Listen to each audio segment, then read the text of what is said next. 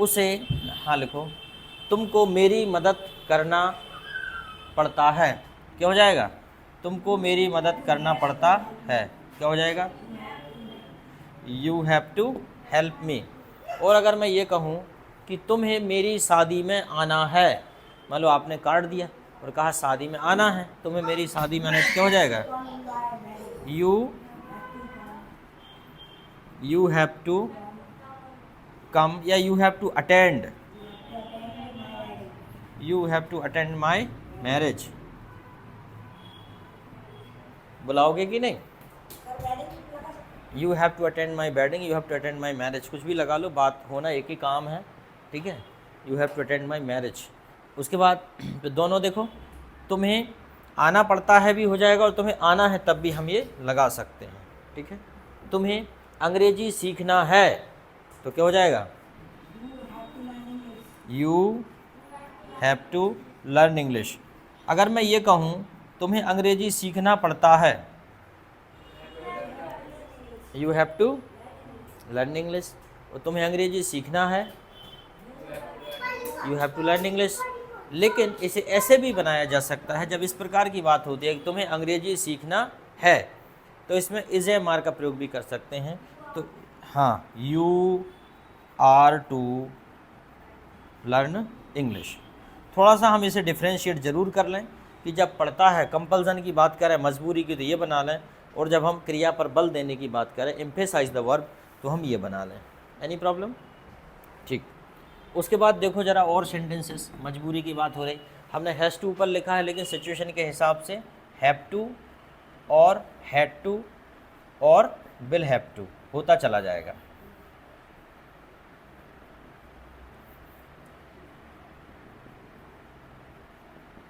Will have to, जैसे कि example के तौर पे देखें कि उसे खाना पकाना पड़ता था, तो क्या हो जाएगा?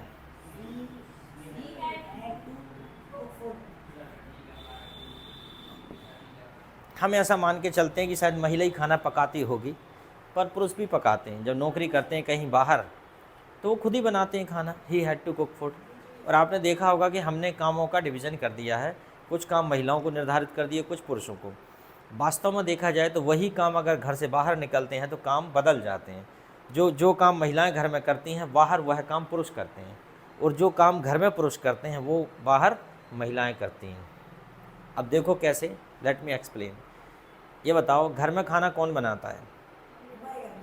अपने घरों में मम्मियाँ, महिलाएं आमतौर पे। चाय कौन बनाती हैं? मम्मियाँ। लेकिन अब बाहर निकलो, होटल में चाय कौन बनाता है? शादी पार्टी विवाह में खाना कौन बनाता है?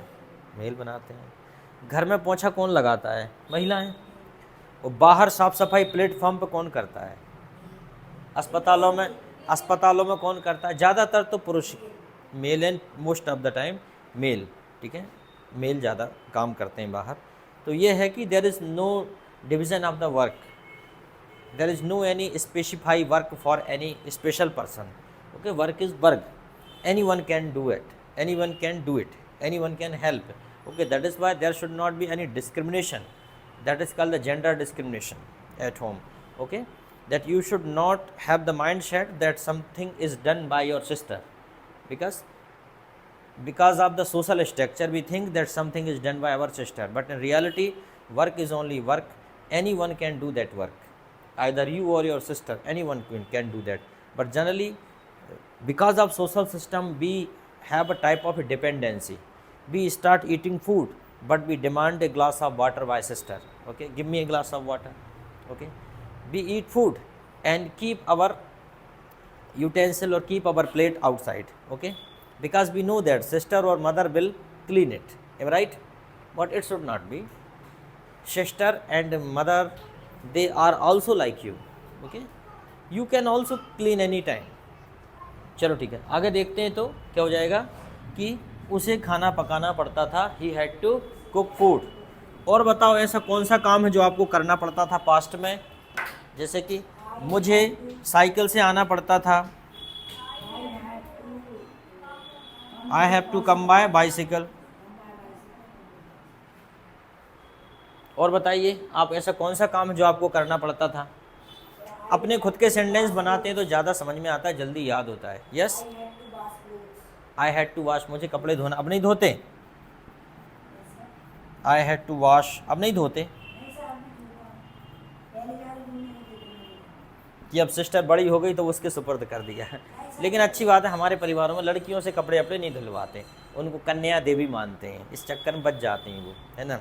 बाकी खाना बनवा लेते हैं उनसे। यस, ओके, आगे और बताइए। मुझे I had to talk to them, मुझे उनसे बात करना पड़ता था, और अब मैं समझता हूँ है भाड़ में जा, कोई ज़रूरत नहीं इनसे बात करने की, पहले बात करना पड़ता था, अब ठीक है ना। कहते हैं कि शिक्षक वह है जो विद्यार्थी को पंख देता है, शिक्षक वह है जो विद्यार्थी को पंख देता है। और दूसरा कहता है कि पंख होते ही विद्यार्थी उड़ जाता है। संसार का नियम है, ठीक है, उड़ना ही है, उड़ना ही चाहिए। Okay, that is why, but we should not forget our teachers because they have lot of experience of life. They will be always helpful for you when you have the difficulty in critical situation, when you have difficulty, when you have problem in decision making, that time you must discuss with your teacher. I have observed many time when I consult with my teacher, definitely they have a very best solution of the problem. That's why you should discuss with your teacher. And one more thing, when you ask and when you want solution from the member of your society, they will definitely do not give you the solution according to your situation. They have no transparency because everybody is connected with you and they have a grudge against you, they have a misunderstanding against you, grudge against you. Maybe they are your competitor, maybe they are your enemy, maybe they are not your well wisher. In the condition, how can they guide you, how can they suggest you, how can they give you right direction? But as far as the teacher is concerned, he is always the pure like a water, he always have a transparency. That's why take decision, or before taking the decision discuss with your teachers. Okay, yes, okay, आगे बोलिए। और क्या किया करते थे तुम? मैं school there से आया करता था, I use to attend my class late. और बताइए। मैं क्लास में सो जाया करता था, I use to sleep in class, I use to sleep in class. अब लोग कहते हैं कि यार अब इंटरेस्टिंग क्लास नहीं होगी तो बच्चों को नींद आती। पूरी मास्टर की जिम्मेदारी है कि थोड़ा बहुत बच्चे भी तो ढंग से रहें, कि उन्हें इंटरेस्ट, वो भी तो इंटरेस्ट पैदा करें। आजकल के बच्चे तो ऐसे आ रहे हैं जैसे कि उन्हें भूख है ही नहीं किसी चीज़ की, वो तो खड़े हैं, उनके सामने भले ही बसंती मुजरा करने लगे, नाचने लगे, लेकिन उनके मुंह पे वैसे ही है, ना खुशी ना कुछ, मतलब उन्हें किसी चीज़ से इंटरेस्ट नहीं है, because they are already filled, सब भरे हुए हैं, they are overflowing, they have seen so many reels and videos, comedy, everything. तो I think the teacher is not able to fulfill their requirement. Okay, so this time teacher should not be not only a teacher who has enough knowledge about the subject, he should be a type of a stand-up comedian so that he can entertain the student. Some of you attend the class for entertainment, some of you attend the class for entertainment. If they have no entertainment along with the study, they will quit, they will leave the class. Okay, but I know that the sometime it happens, or not sometime but most of the time, that study has a great interest and entertainment, provided that you should learn it deeply. At the beginning study is boring, but after being understood it become interesting. Okay, when you know the fact of something, automatically it become interesting.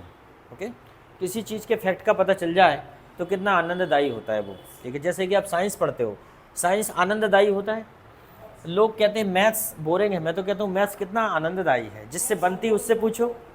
The student who knows mathematics, really the maths is interesting subject for him, he knows how to solve, and after finding answer of the question he become happy, he becomes happy because he got answer, that's why, उसे answer मिल गया। Okay, चलो ठीक है, तुमको आना पड़ेगा, you will have to come, तुम्हें अटेंड करना पड़ेगा, you will have to attend, किसी को शादी आदि में आमंत्रित करते हैं, तुम्हें शादी करनी पड़ेगी, you will have to marry, तुम्हें शादी करनी होगी, तुम्हें सीखना होगा। जैसे कि एक टीचर ने कहा बच्चों से कि बच्चों कसम खाओ कभी भी सिगरेट, शराब और लड़की कभी भी इनको हाथ नहीं लगाएंगे, जब भी जिएंगे देश के लिए, जब भी मरेंगे देश के लिए ही मरेंगे। बच्चा खड़े हो कहता है सर जी ज़रूर मरेंगे। बोले क्या हो गया तुझको? बोले ऐसी ज़िंदगी जी के भी क्या करेंगे। तो ऐसे ऐसे बच्चे हैं, ठीक है, ज़रूर मरेंगे सर, ऐसी ज़िंदगी जी के भी क्या करेंगे। ओके, तो you will have to attend the class, you will have to learn, you will have to die for the country, तुम्हें देश के लिए मरना है। It is being recorded. Okay, ये तो फालतू मेहनत चली जाती है। चलो ठीक है, और बताइए ज़रा example. You will have to marry me, तुम्हें मुझसे शादी करनी पड़ेगी।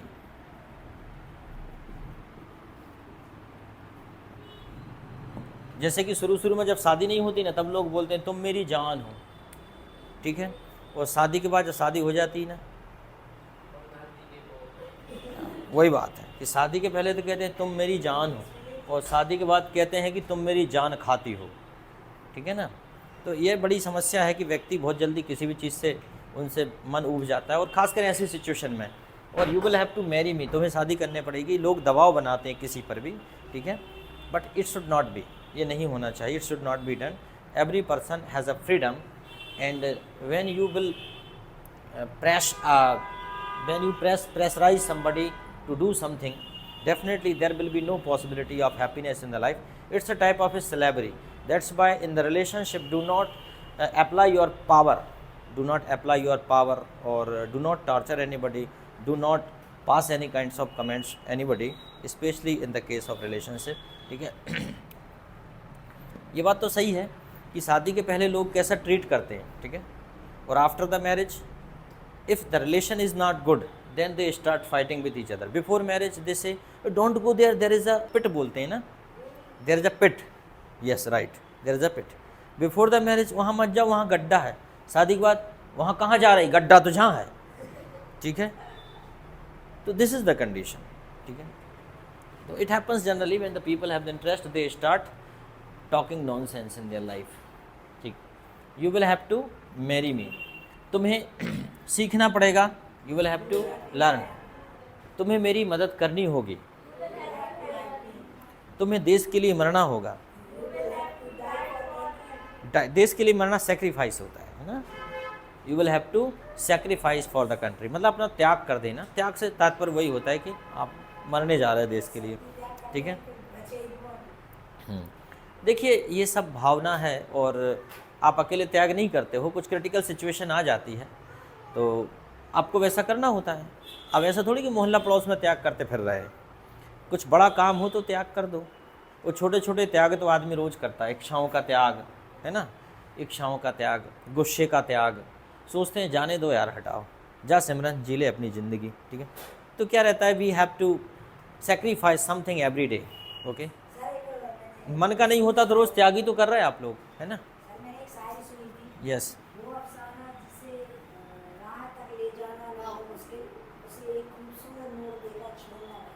अरे वाह वाह क्या बात है, तो शायर ही बन जाए यार, अच्छी शायरी आती है तुझको, लेकिन खुद लिखना आना चाहिए। इट्स अ गुड कैरियर अगर आप शायर हो, and quality Shayari, if you right the quality Shayari full of quality, definitely you will have a possibility. It's a good career. This time you don't need exposure by the member of your society. You have mobile device in your hand that can expose you, that can viral you, that can publish you in all over the world. That's the biggest weapon in the hand of us this time. That's the biggest revolution of the time. If you have the mobile, you can learn, okay, you can receive, or you can transmit anything. Am I right? Of course, you can download and upload anything. So that's why we are very happy that we are living in this age where we have this type of device. Okay, समझ में आ गया? चलो अब इसमें कुछ ऐसे question पूछ लेते हैं, जैसे कि हम इसको क्वेश्चन पूछना है, मान लो क्या आपको जाना है, तो क्या बोलेंगे, या क्या आपको जाना पड़ता है, ऐसे बना लेंगे। क्या आपको खेलना पड़ता है, do you have to play. क्या आपको सीखना पड़ता है, क्या आपको पढ़ाना पड़ता है, ज़रूरत पड़ती कि नहीं पड़ती है। हम किसी से पूछ लेते हैं क्या आप ही को काम करना पड़ता है, do you have to work. हम पूछते हैं किसी से क्या आप ही को काम करना पड़ता है, क्या आप ही को घर का काम करना पड़ता है, do you have to do domestic work. क्या आपको ही होमवर्क पूरा करना पड़ता है, do you have to complete your homework.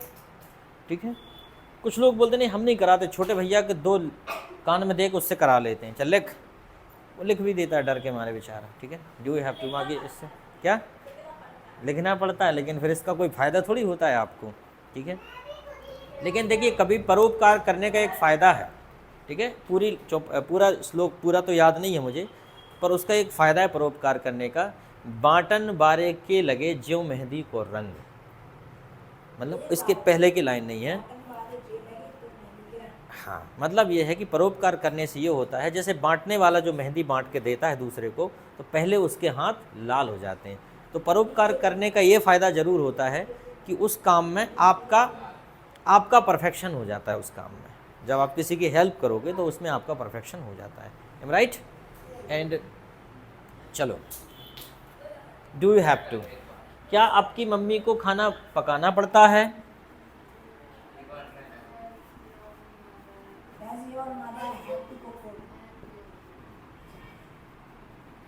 क्या ऐसा किया जा सकता है, has your mother to cook food,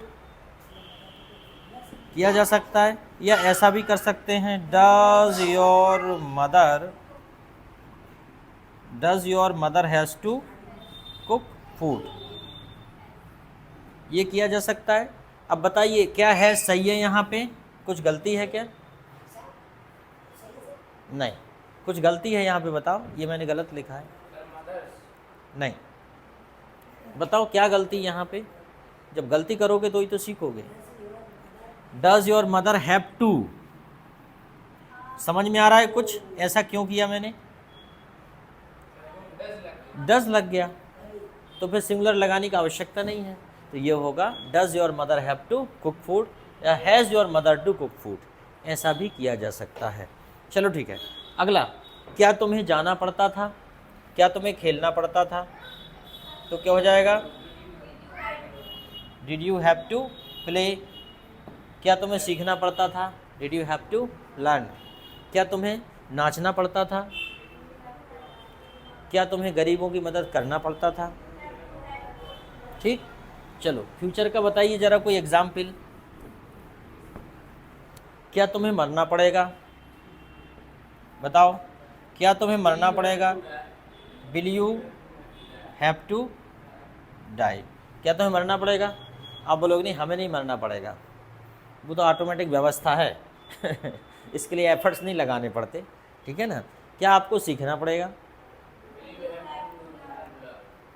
क्या आपको पैसे कमाने पड़ेंगे, will you have to earn money, yes I will have to earn money. Will you have to learn English, I will have to learn English. Will you have to buy new mobile? Yes, I will have to buy. Every time we need the latest version. Okay. When this time people have 50% people have 5G mobile. After some time when the service provider start the 6G network, we have to replace our mobile with 6G. Okay. We have to sell 5G and then we purchase 6G. It's a monopoly of the market. In the market, we are fully depends on policy maker. We are fully depends on the service provider.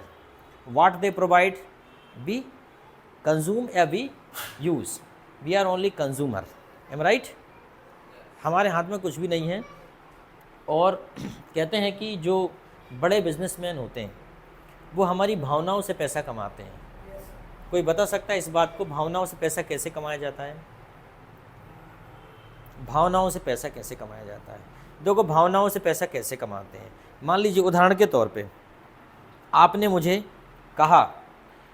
मुझे कहा कि sir Hariom आपकी बहुत तारीफ़ कर रहा था, कह रहा था सर बहुत अच्छे हैं, मुझे बहुत अच्छा लगा। मैंने हरिओम को फ़ोन लगाया, हेलो हरिओम और कैसे हो? इसने कहा sir I am very happy. Sir ठीक हूँ। हरिओम बढ़िया, पढ़ाई अच्छी चल रही? जी सर अच्छी चल रही है। दूसरे दिन आपने कह दिया सर हरिओम कह रहा था सर बहुत ख़राब, मैंने फ़ोन लगाया। क्यों हरिओम, ज़्यादा समझ में आ रहा है तुमको? ठीक है। और यही सब हो रहा है रात भर।